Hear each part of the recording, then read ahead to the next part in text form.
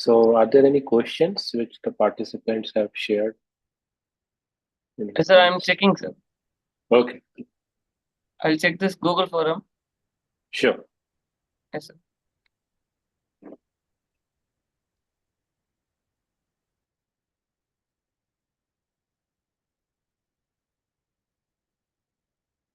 Yes, sir.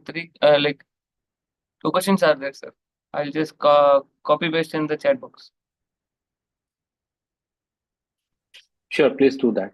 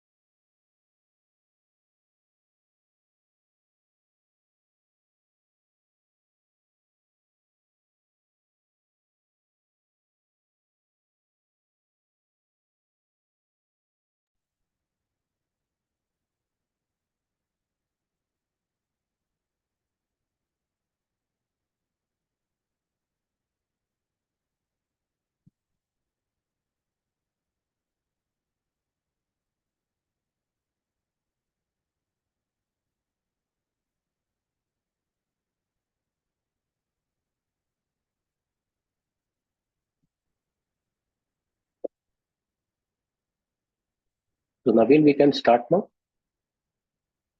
Yes, sir. You can start, sir. So, have you started the live streaming? Yes, sir. It is there, sir. Okay. So, hello everyone. Welcome to the first live session for the course Foundations of Cryptography. Uh, so, feel free to ask any technical question that you have related to the course. I could see only two questions being asked in the Google forum, but they are not technical. They are in general related to career planning in cryptography.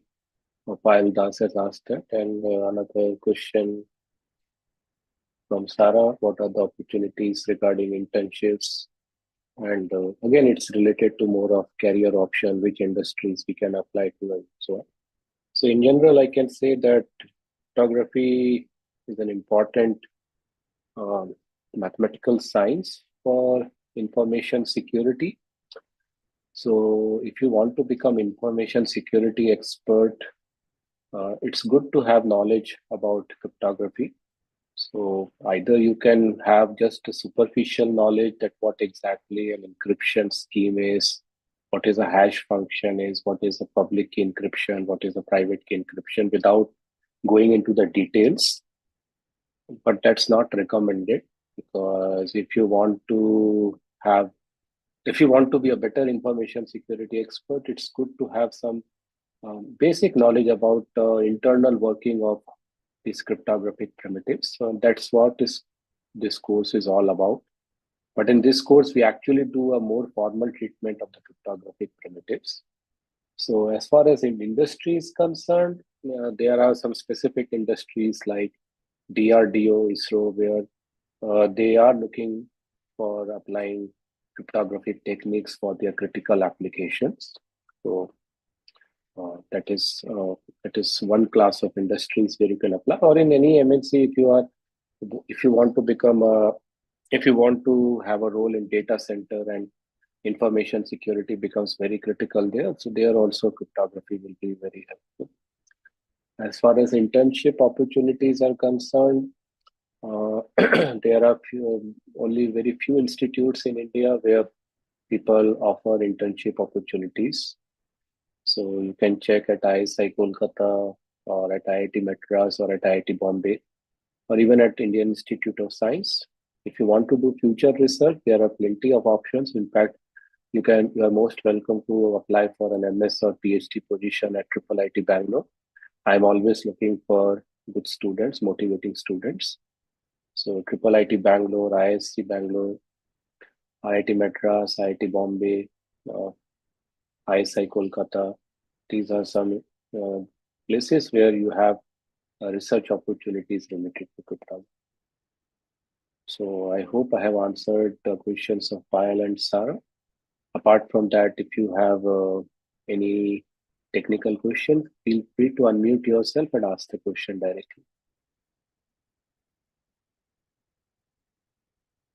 Sir, I have a question which is not technical, but in general, sir, can I ask that? Please go ahead. Yeah, so actually, sir, we are doing this course as a past course, and sir, we are sorry for the background noise. Uh, we are some of us we are really Your voice is breaking down, Kaushik. Some of you,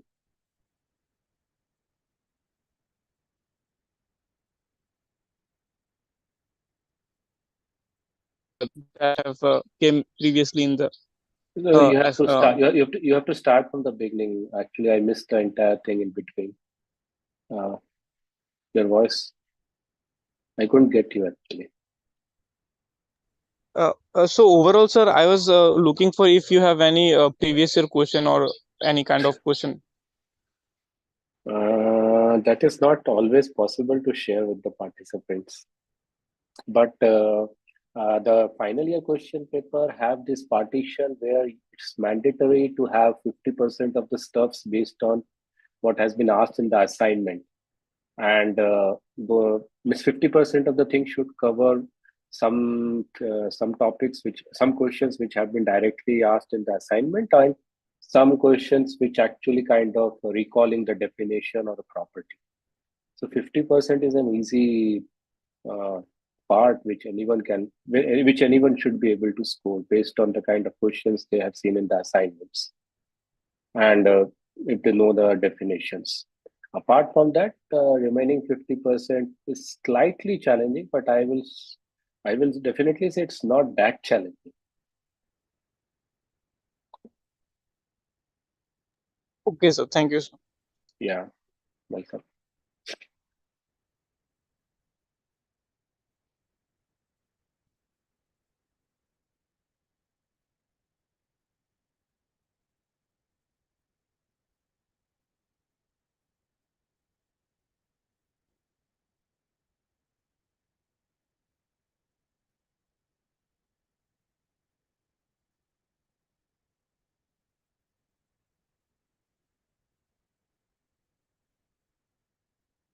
So others who have joined, how does the knowledge of cryptography help in blockchain technology? So, so in blockchain, there are a lot of cryptographic primitives which are used. For example, hash functions, signature schemes. So we use a lot of properties from the hash functions, like hash function behaving like a random function. We use the proof of work property and unpredictability of the hash function. So hash function is one of the key primitives which is used in uh, blockchain. In fact, the collision resistance property. So no one will be willing to share the whole blocks. If they just want to share a short summary of the blocks, then the hash of the blocks can serve as a short summary because the hash size will be always fixed irrespective of the size of your blockchain. So a lot of properties of the hash function is useful in blockchain. Some properties of signatures are also used because transactions are typically signed. So if it is a transaction related to cryptocurrencies, and if I am spending my money, then a verifier would like to verify the transaction, whether I have indeed signed it or not. So again, the knowledge of signature schemes come crucial there. And there are some more advanced features, advanced cryptographic primitives like secret sharing, zero knowledge proofs, which are also used in some advanced versions of blockchain. For example, zero knowledge is used in many blockchain protocols where a protocol participant would like to prove certain properties of a transaction without giving the internal details of the transactions. So there, zero knowledge protocols are useful. Then secret sharing is another primitive which is useful if you want to secure your wallet, because the wallet's credential is your secret key. And if that secret key is lost, then anyone can access your wallet and spend whatever money you own. So you would like to keep your secret key secure. And one way to do that is you create shares for your secret key and store it at multiple locations, distribute the shares across multiple locations so that even if certain number of pieces are compromised, your wallet is still secure. So a lot of cryptographic primitives are used in blockchain. Some of these we are already covering as part of this course, and some are advanced cryptographic primitives. So I hope that answers your question, Nishmish.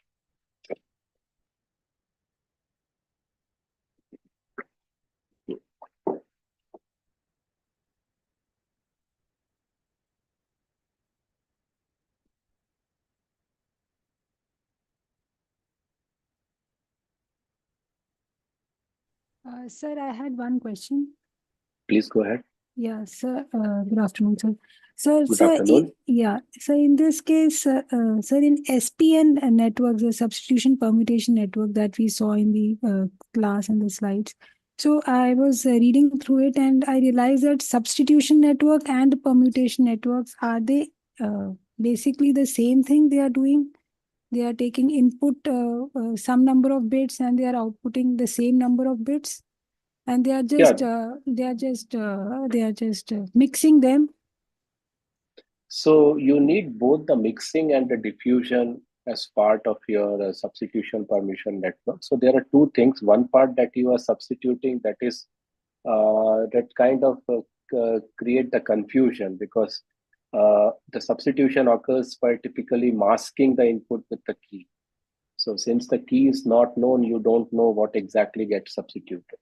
But at the same time, you would like to create confusion. So you would like to ensure that if there is an input, if there's a change in the input, then the output changes significantly.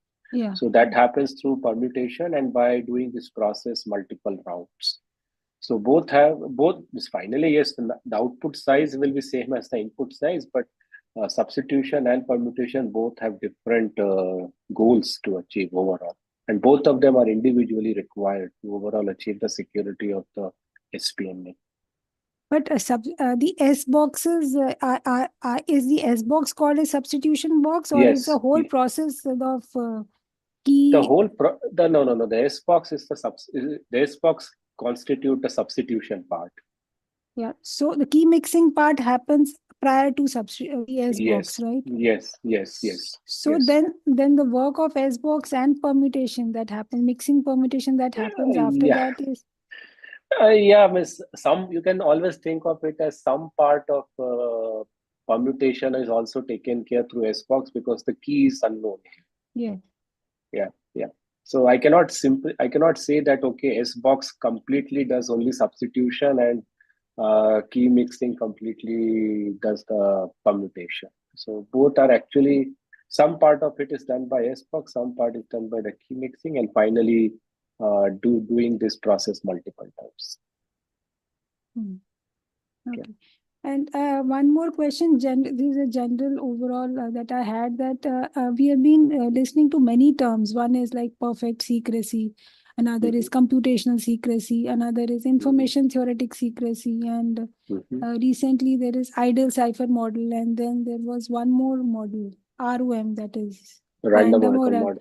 But why there are so many different names to things? Just computational. Okay. So yeah. So see, I can understand here. So when I say, so see, first of all, if I want to say the kind of security that I achieve based on the computational power of the adversary, then the category is that you have either conditional security and or unconditional security. Okay. And as the name suggests, conditional means the security is based on some condition, and the condition is that the adversary's power is limited. And unconditional security means the security is not based on any condition. Even if adversary is unbounded powerful, I can achieve security. So now the thing is, in information theory community also, they studied this notion in a different context, in the context of entropy. So that's why they had another term called information theoretic security, where the security is measured in terms of how much information the adversary learns there, and how much the adversary learn. They have a different measurement for their. They use the notion of entropy there. So that's why that community, the information theory community, they use the term information theoretic security if adversary does not learn any information whatsoever. And historically, Shannon gave the name perfect security when he first formulated this notion of unconditional security. So I agree there are many terms for the same thing: unconditional security, information theoretic security, perfect security, perfect secrecy. I understand that, yes, there should have been a single name, just unconditional security. But yes, different communities, due to whatever reasons they have, they prefer to call it by a different name. So that's why we end up with having so many things. This random oracle model is completely different from all these notions. It's actually an ideal abstraction of a random function. So we want to model the fact that a cryptographic hash function is going to behave like a random function. So how do we model it? We say that, okay, the hash function is monitored by some oracle, controlled by an oracle. It's inside a box. You cannot see what's happening inside the box. You just give an input to the box and the output will come out of that box. So that's an ideal modeling for a hash function that has got nothing to do with perfect security or unconditional security and so on. The ideal cipher model is an ideal abstraction for a pseudo-random function. Okay, that assume your pseudo-random function is also kind of operating inside a box and you do not have access to the internal working of the box. You can just provide the input and get the output. Why it is different from the random oracle model? Because random oracle model is for abstracting out a hash function. In hash function, we do not have the notion of a key. Whereas in block cipher or cipher in general, we have the notion of key here. So that's why there are slight differences in the ideal cipher model and the random oracle model, but the spirit remains the same. You cannot see what's happening in the background. You are here and something is happening behind the wall. You can just give the input and get the output. But are these things like the random oracle model and the... They do not exist in practice in general. They do not exist in practice. It's just a proof mechanism. So suppose I have a construction. I have a protocol where I use a hash function. Now, typically hash functions provides collision resistance property. Right. But suppose I am unable to prove the security of the protocol just based on hash function. I need some more properties, ideal behavior from a hash function. So how do I model that ideal behavior? So the way I model that ideal behavior is saying that, okay, the hash function is behaving like a random oracle. The advantage of this proof method is that if I am able to prove the security of the bigger protocol using this random oracle model, and then if I instantiate this protocol by substituting the hash function with, say, a SHA function, right? Then suppose tomorrow you are able to break the bigger protocol. I won't say that the bigger protocol is insecure. I will say that the protocol was insecure because there was a problem in my SHA function and it was not behaving like a random oracle. If you give me a hash function which behaves like a random oracle, my bigger protocol is actually a sound protocol. There is no flaw in the design of the bigger protocol.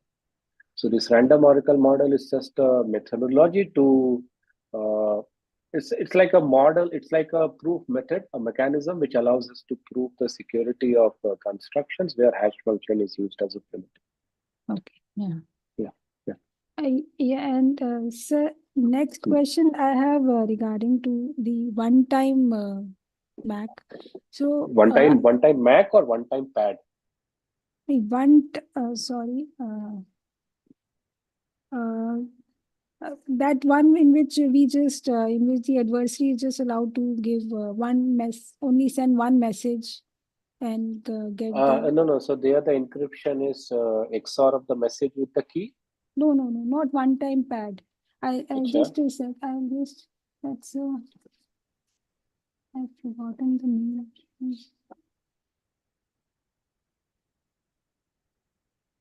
Is it ciphertext only attack, COA security? No, it is related to Mac. Mac? Yeah. One-time Mac. What is that? I think I got me. Yes. I know. Yes, just take. Yeah, please take your time. You can find out the question. Yeah.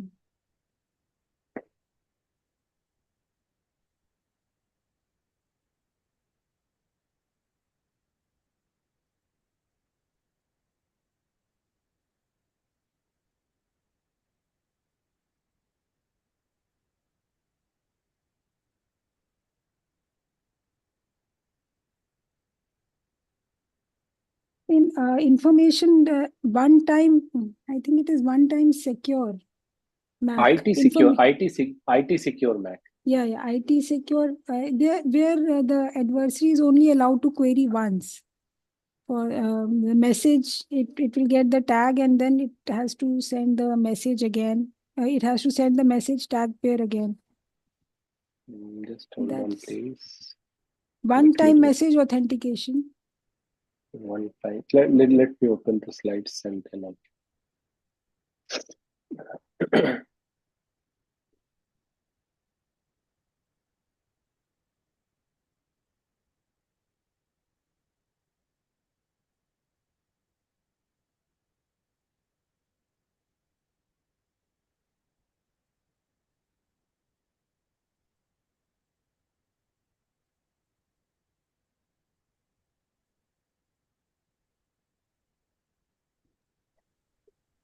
Excuse me, sir. May I ask another question?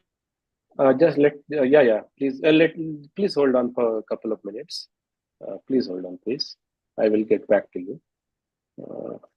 One-time secure Mac. One-time secure Mac. Yeah. So, Right.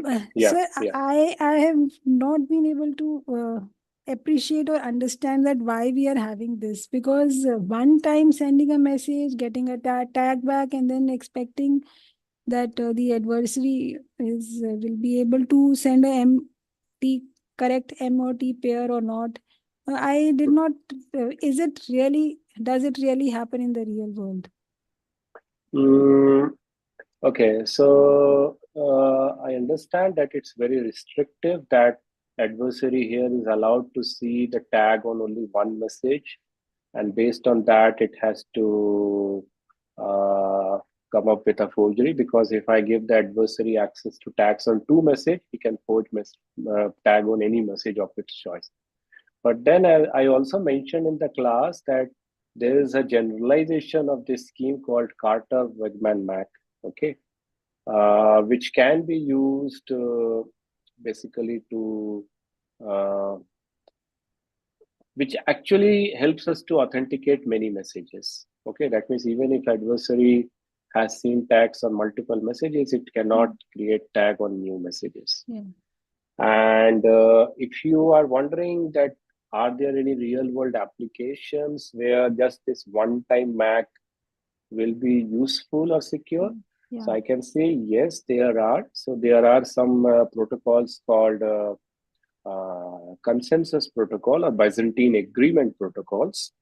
Okay, so where the goal of the party, where there will be multiple parties, and uh, each party will have some input, and their goal is to interact messages and come to a common output decision. So that means even if it's like saying that you want to decide whether the final output should be 0 or 1, assuming that parties start with mixed bag of inputs.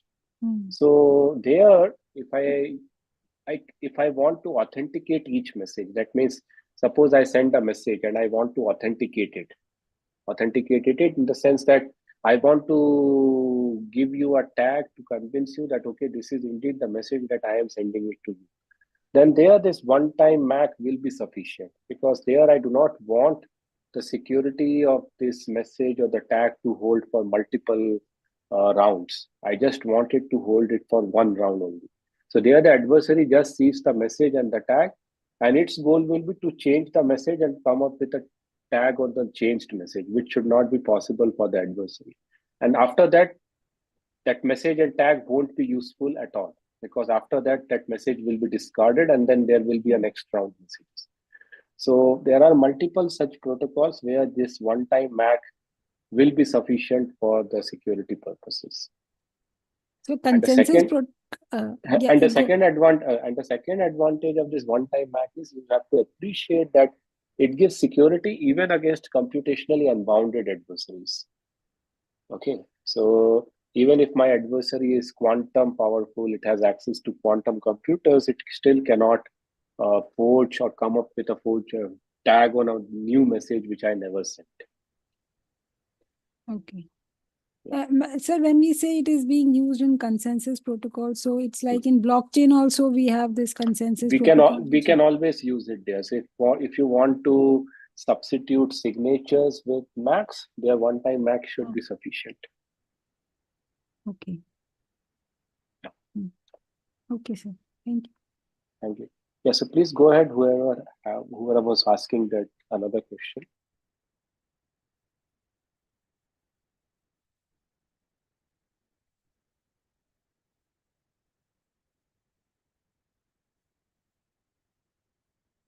There was one participant who was it Shiv or Niskarsh?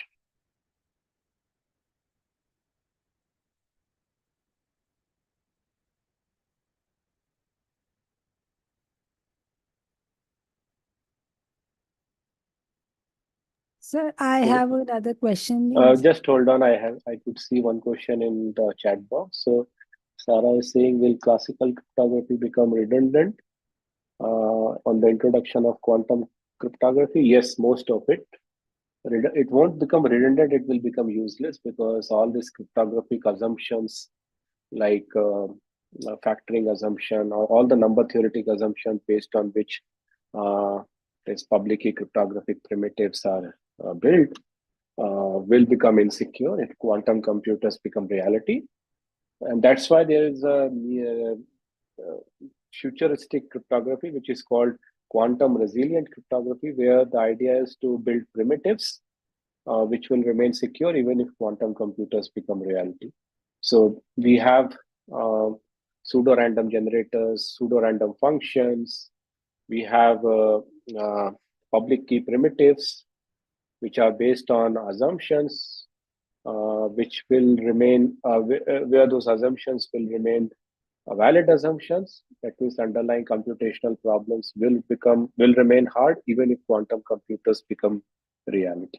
So the theory of quantum resilient cryptography is also getting developed, and that's really very advanced level of cryptography.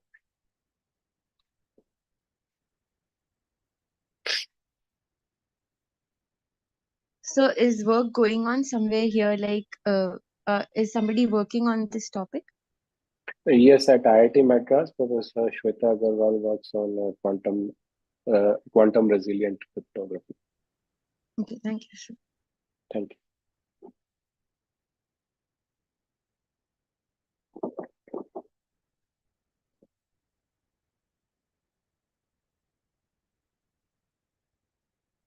So when we say quantum cryptography,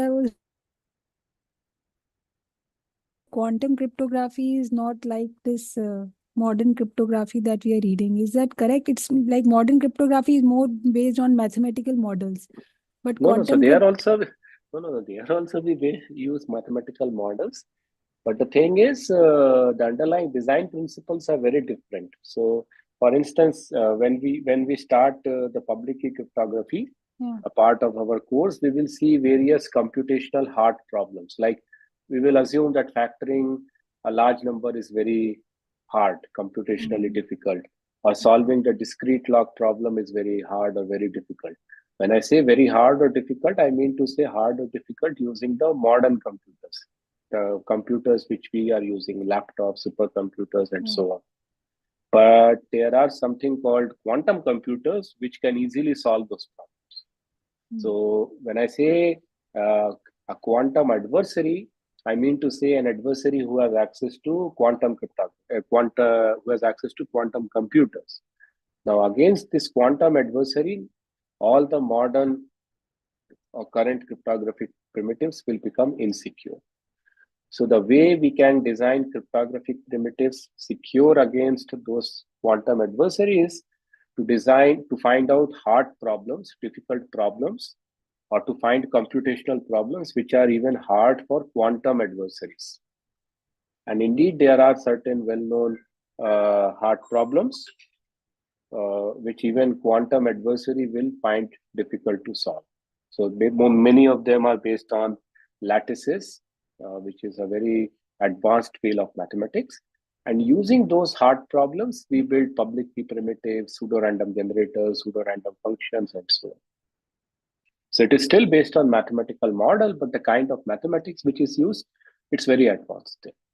It's no longer just based on plain number theory and number theoretic assumptions. Okay, sir. And sir, I had another doubt. Can I ask that? Yeah, please. Sir, where in the lectures and in the book, it is written somewhere it's mentioned polynomial time function, somewhere it is mentioned exponential time. So what is the difference? It's like exponential time is faster than the polynomial time? No. How do we judge that? Or it's the same thing? No.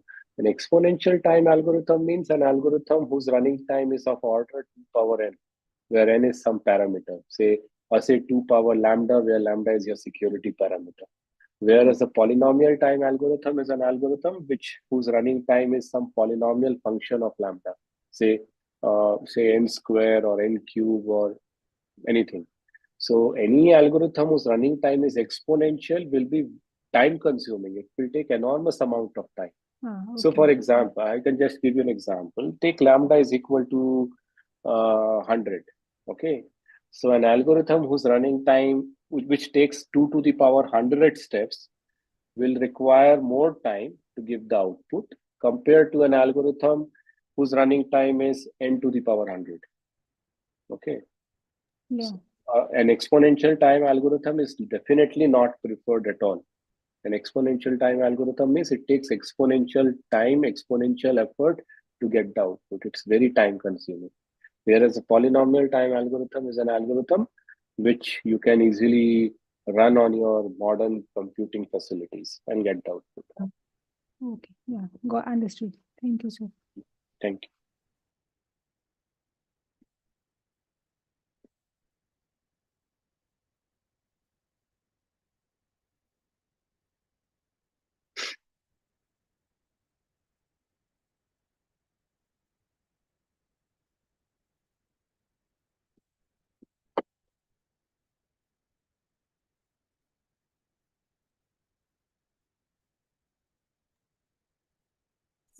Sir, one more doubt. Yes. The problems that we get in the assignments and in the problem solving sessions. So there, this is just a very question that there are many times that I'm not able to solve them. Like whether this particular function is secure or not, or whether it's this SUF strongly universal function or not. So, how should we go? It's like more like we should do more such type of sums just somewhere we get a You can matrix. do more such types of sum, but unfortunately we do not have more such type of sums available because cryptography is an advanced topic. It's not like your data structure or discrete maths course where you have plenty of practice problems to work on. So the only way is to go through the reading material again and again and understand the concept. You try to yourself kind of make modifications. So in the lectures, I do give examples of constructions. Okay, so you try to make modifications to those constructions and ask yourself, if I make these modifications, will the resultant scheme remain secure? That is the way you can try to understand the underlying ideas, principles. And unfortunately, we do not have a huge question bank available, which you can practice to get a mastery. Sir, and this book on cards and lending. So the back exercises that it has. So is there a solution that's available somewhere? So we can just. You can contact the authors of the book. If they have a solution manual, they can share it with you. Unfortunately, I do not have access to any such solution manual. But there are few problems are there, but I'm not sure whether the answer is correct I or not. think they are too advanced, and I'm definitely sure that in the assignments we never ask questions which are so difficult or so advanced. Okay.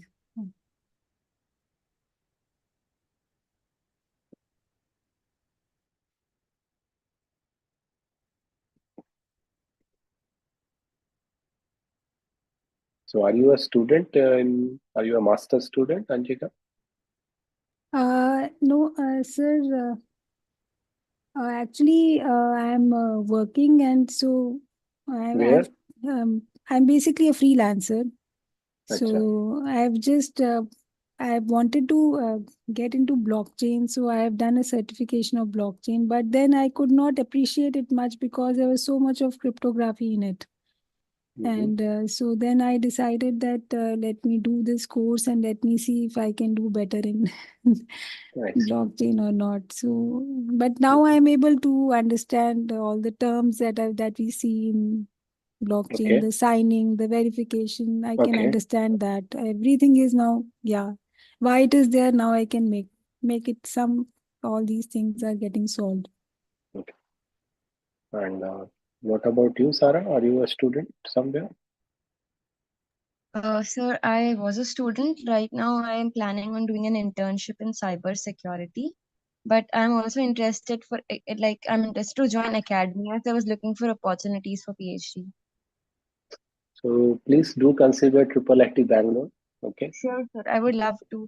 So what's the procedure and anything? So it's very similar to IIT. So we have an admission cycle. The advertisement will go out to, so it's now March. So advertisement will go out very soon, hopefully sometime this month, and then you have to apply. And based on your academic credentials, we will be shortlisting the candidates for a written test and interview, which is very simple. Just the written test is very simple. We ask some basic questions from computer science, and this is followed by an interview. And depending upon what subject you specify as your research interest, the corresponding faculty member will be interviewing you. There will be a panel, there will be a group of faculty members, and then based on your performance, we offer a position. Thank you, sir. I'll definitely look into it. So you have already finished your master's? Yes, sir. From where? Sir, I have finished my master's in econometrics, sir. Okay. Yes, and sir. what about your bachelor's? Sir, I did it in sociology honors, but at the same time, I'd also done a certificate in cryptography. So I was basically interested in computer science, sir. Okay. And what about the other participants, Kaushik, Nishkash? Sir, Sure. actually, the reason I'm very tensed is because I have been placed, and if I'll get a back, then I'll lose my placement, and that is the reason. Hence, I have been thoroughly looking for previous year question and all this and that because uh, well, But this how's your performance till now in the assignments? uh, in two I got 100, in one I got 60, one I got 15, and one I got 30, and that is the main reason I'm very tensed. Hmm. But now, once the assignments are, means once a particular assignment week pass, you get the solutions as well, right? Yeah, So that time you could figure out what mistakes you made, yeah. and you do have access to the discussion forum where you can throw questions to the TAs. Yes, I So, do. Yes, sir. so I do hope that based on the mistakes which you made in your assignments, that will help you to prevent making the same mistakes in the final question paper. Because believe me, that the questions that we will be asking in the final will be more or less similar to what we have asked in the assignment. The pattern will remain the same: two questions of definition type, plain recall. Sorry, three questions of definition type, plain recall, and two questions of kind of slightly advanced, but very similar to what we asked in the assignment. Yeah. So means there will be a total of 50 questions, right, sir? There will be total 50 questions. Yeah, right. So the division is 10, 15, 25. 10 questions of plain recall type, 15 questions of plain assignment type, in the sense whatever we have asked in the assignment are similar, and then 25 questions which will test your knowledge, what you have learned on the course. Okay, sir. So even if you can score 25 questions out of 50, which is plain takeaway, you could clear the exam, right? Right, sir. So means you if you could give any model question paper, not even the previous question paper. No, we do not. Model. As I said, we do not have question bank of for this crypto. It's an advanced course. It becomes very difficult to come up with any kind of model question paper or question bank or anything. You can think that all the assignments compiled together, all the 12 weeks assignment is like your model question, Okay, sir. and you can make variations of that yourself. So you are And an so based on engineer. the questions, You should be it able to you should be able to make variations of it, and that will be okay, one question model question paper for you. okay, sir.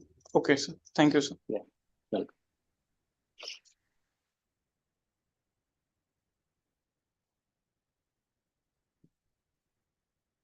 So what about Niskarsh and Shiv? Are you students doing bachelor's or masters?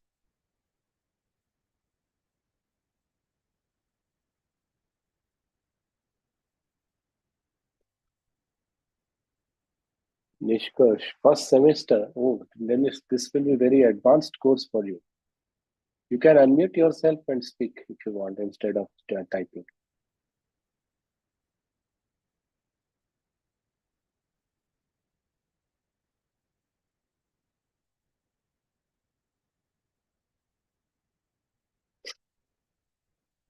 Okay. What about Shiv? Are you also currently a BTech student or master student?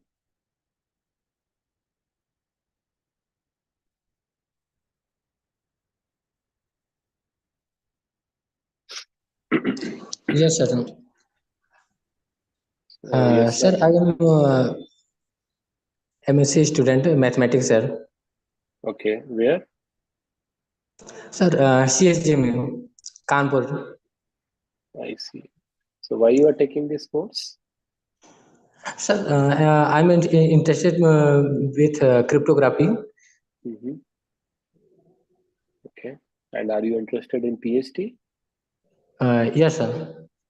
So I already mentioned in the forum, if you in this session, if you want, feel free to apply for PhD position Yes, sir. in Triple IT Bangalore. Yes, sir. Sir, CSGM University may be PhD appearing students Or you are this appearing years. for you are applying for PhD there.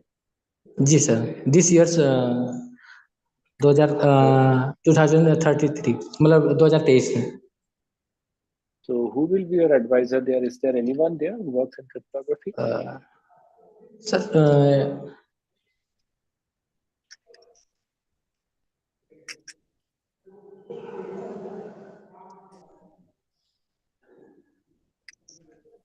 Sorry, I didn't get you. Are you saying something? Sir Sorry, your voice is breaking down. yes.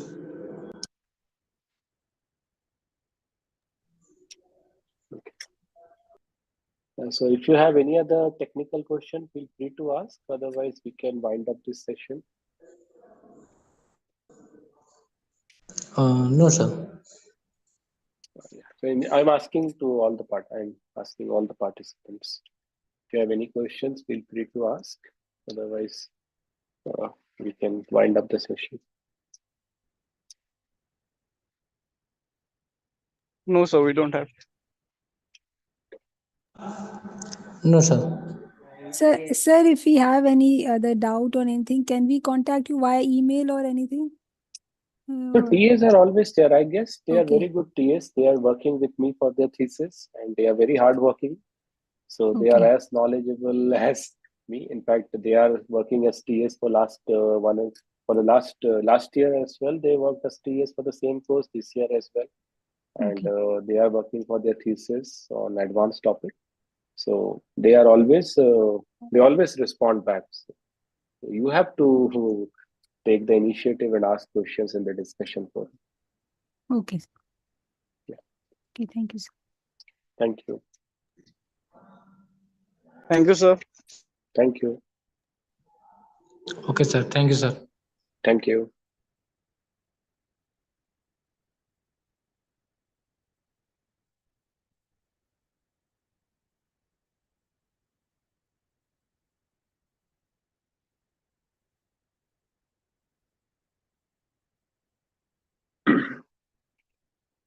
So Naveen, we can wind up the session. There are no more questions and no one is joining now.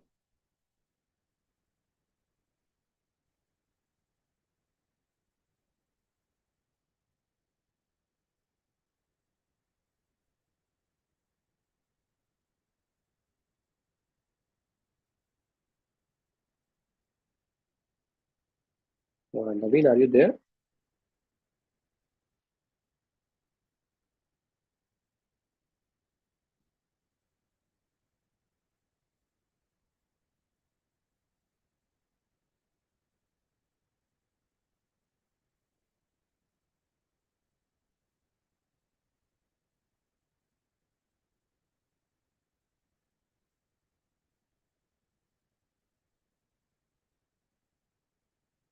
Okay, so if there are no more questions, we can wind up the session. It's nice speaking to all of you. And Yes, sir, we see can you. wind up, sir. Yeah, we can hope to see you in the next live session, which will be 1 month from now. Thank you and all the best for the course. Thank you. Thank you, sir. Thanks a lot. Thank you.